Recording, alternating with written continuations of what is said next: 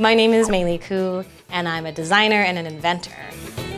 So some of the things I've designed have been at Apple, and now I design products for kids to use so that they can have an easier time in school. My other jobs include DJing and dancing.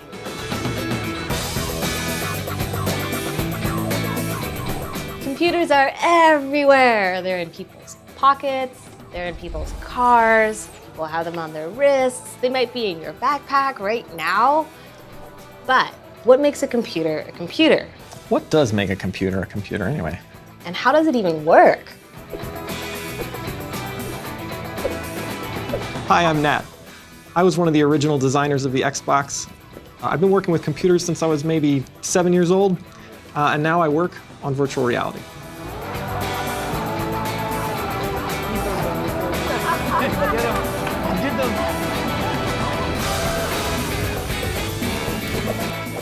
As humans, we've always built tools to help us solve problems. Tools like a wheelbarrow, a hammer, or a printing press, or a tractor trailer. All of these inventions helped us with manual work. Over time, people began to wonder if a machine could be designed and built to help us with the thinking work we do, like solving equations or tracking the stars in the sky. Rather than moving or manipulating physical things like dirt and stone, these machines would need to be designed to manipulate information.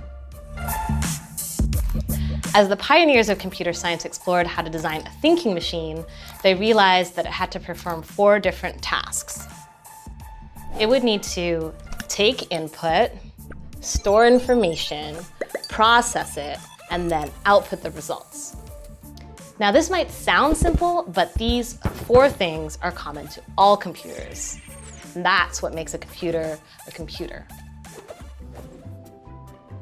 The earliest computers were made out of wood and metal, with mechanical levers and gears. By the 20th century, though, computers started using electrical components. These early computers were really large and really slow.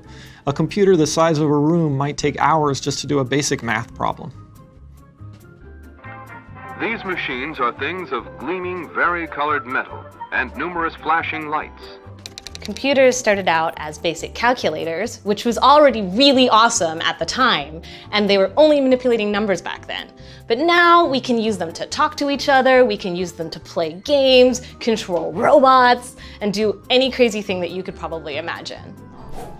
Modern computers look nothing like those clunky old machines, but they still do these same 4 things.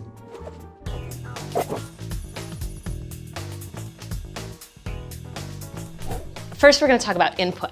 This is my favorite because what input is the stuff that the world does or that you do that makes the computer do stuff. You can tell a computer what to do with the keyboard, you can tell them what to do with the mouse, the microphone, the camera, and now if you're wearing a computer on your wrist, it might listen to your heartbeat, or in your car, it might be listening to what the car is doing, and a touch screen can actually sense your finger and it takes that as input on what it's doing.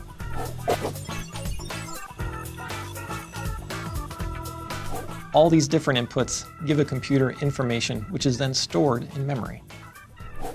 A computer's processor takes information from memory, it manipulates it or changes it using an algorithm, which is just a series of commands, and then it sends the processed information back to be stored in memory again. This continues until the processed information is ready to be output.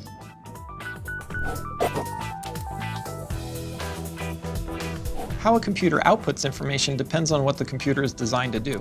A computer display can show text, photos, videos, or interactive games, even virtual reality. The output of a computer may even include signals to control a robot. And when computers connect over the internet, the output from one computer becomes the input to another, and vice versa.